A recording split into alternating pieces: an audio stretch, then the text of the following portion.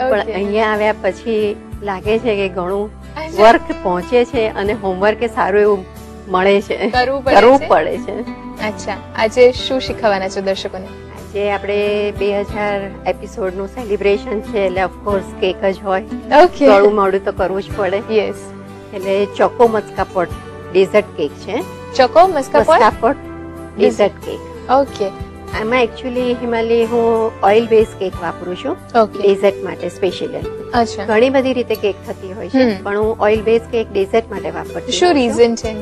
એને ડેઝર્ટ એવી વસ્તુ છે કે ઠંડુ સર્વ કરવાનું હોય અને જો આપણે ફ્રીઝમાં મૂકીએ તો બટર કે કંઈ પણ વાપરેલું હોય તો એ થીજી જાય છે, એ હાર્ડ થઈ જાય છે. રાઈટ. તો એના બદલે ઓઇલ બેઝ વાપર્યું હોય તો એકદમ સોફ્ટ રહે છે, એ સોફ્ટનેસ જળવાઈ રહે છે. ફ્રીજમાં મૂકો તો પણ. ઓકે. પ્રિપરેશન તમે ઘણી કરી રાખેલી છે તો એમાં કેટલો ટાઈમ ગયો? કેક બેઝ બનાવવા માટે લગભગ 30 થી 35 મિનિટ જાય છે. ઓકે. ક્રીમ whip કરવું પડે અને ફ્રૂટ્સ બધા સમારી રાખવા પડે. અચ્છા, અને બાકી કયા કયા ઇન્ગ્રેડિયન્ટ્સ રહ્યા? બસ આમ તો કેક છે, ક્રીમ છે અને ફ્રૂટમાં પાઇનેપલ અને ચેરી છે. પ્રિપરેશન તમે કરી રાખી છે. હવે જે આખી ડિશ ફાઇનલી રેડી કરવાની છે એમાં કેટલો ટાઈમ જશે? લગભગ અડધો કલાક જેવું થશે. કરી દઈએ તો? ચોક્કસ. ઓકે. પહેલા આપણે ટર્ન ટેબલ લઈશું, એની પર આ કેક બોર્ડ છે ઓકે એ લઈશું. આ ચોકલેટ સ્પોન્જ કેક મેં તૈયાર કરી રાખેલી છે અને વચ્ચેથી સ્લીટ કરી દીધી છે અને ફરતે મેં કર્વ આપી દીધો છે કારણ કે આપણે પોટ બનાવવાનો છે કે જે રાઉન્ડ શેપ હોય. એના માટે આપણે ડોમ બનાવવો પડશે પહેલા. ઓકે. તો એના માટે મેં સાઈડમાંથી કટિંગ કરેલું છે. અચ્છા, બેઝ રેડી કર્યો છે. કઈ રીતે કરીએ છીએ? કેક જે સ્પોન્જ કેક મેં બનાવી છે એમાં 200 ગ્રામ મેંદો, 3 tablespoon cocoa powder, 1 teaspoon baking powder, 1/2 teaspoon soda, એ બધું મિક્સ કરીને ચાળી લેવાનું. ઓકે. 65 ગ્રામ ઓઇલ લેવાનું છે. ઓઇલ એવું હોવું જોઈએ કે એની ફ્રેગ્રન્સ ના હોવી જોઈએ, ઓર્ડરલેસ હોવું જોઈએ. ઓકે, સ્મેલ ના આવી જોઈએ. તો કોઈ પર્ટિક્યુલર ટાઈપનું લઈએ છે? હા, એ આવે છે માર્કેટમાં ઘણા બધા. અચ્છા. તો એ ટાઈપનું આપણે લેવું પડે કે જેનેથી સિંગ તેલ કેવા લઈશું ને તો એની સ્મેલ આવશે. હા, રાઈટ. તો ઓર્ડરલેસ હશે તો એની સ્મેલ નહીં આવે. ઓકે.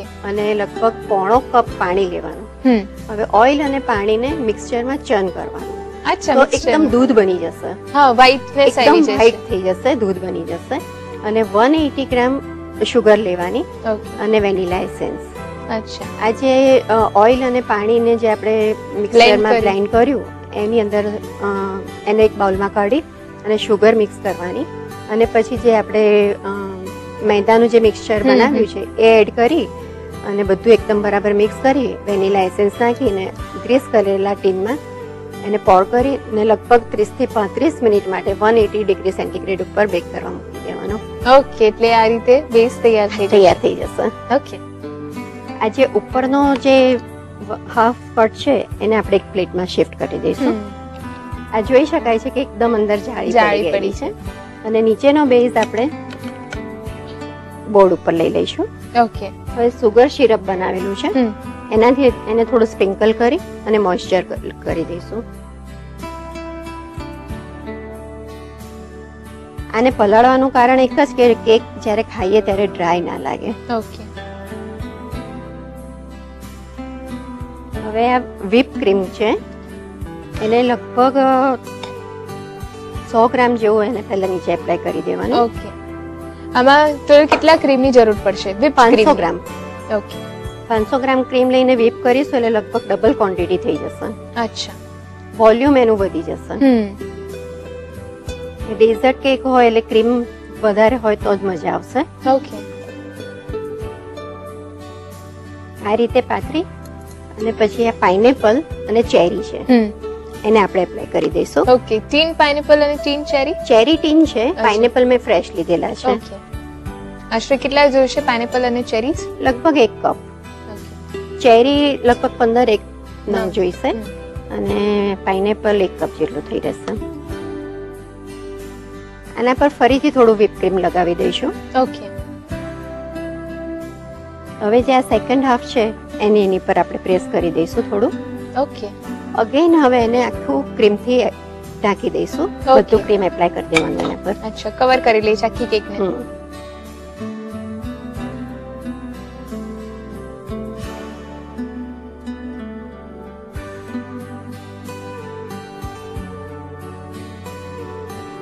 જ્યાં પણ જગ્યા દેખાય એ બધું કવર કરી લેવાનું અને થોડુંક થીક કોટિંગ કરવાનું છે.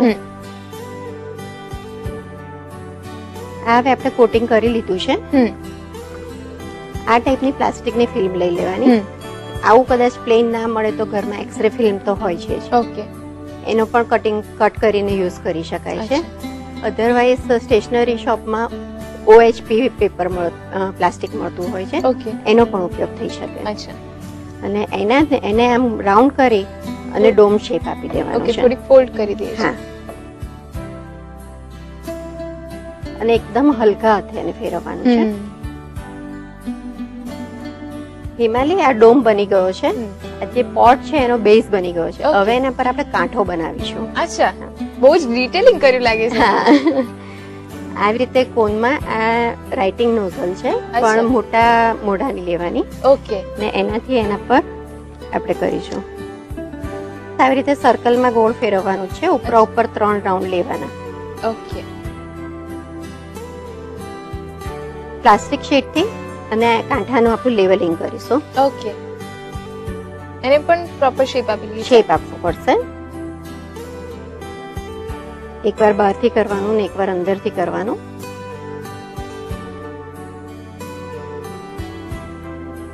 આ રીતે કાંઠો બનતો જશે. અને આ જે ઉપરથી બોર્ડર હોય એને આ પ્લાસ્ટિક આવી રીતે ફોલ્ડ કરી અને આ રીતે કરી દેવાનું. ઓકે. બધી જ બાજુથી એક સરખું લેવલિંગ કરતા જવાનું. અને અંદર જે કરીએ ને એને થોડુંક સ્લાન્ટ રાખવાનું.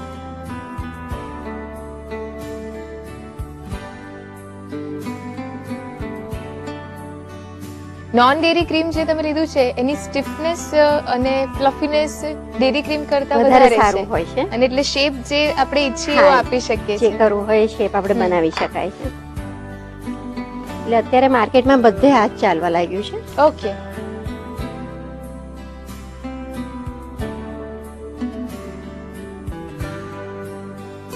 બસ આ રીતે આને ફિનિશિંગ આપતા જવાનું. જેમ કુંભાર માટલાને શેપ આપતો જાય છે એ રીતે આપણે પ્રયત્ન કરવાનો.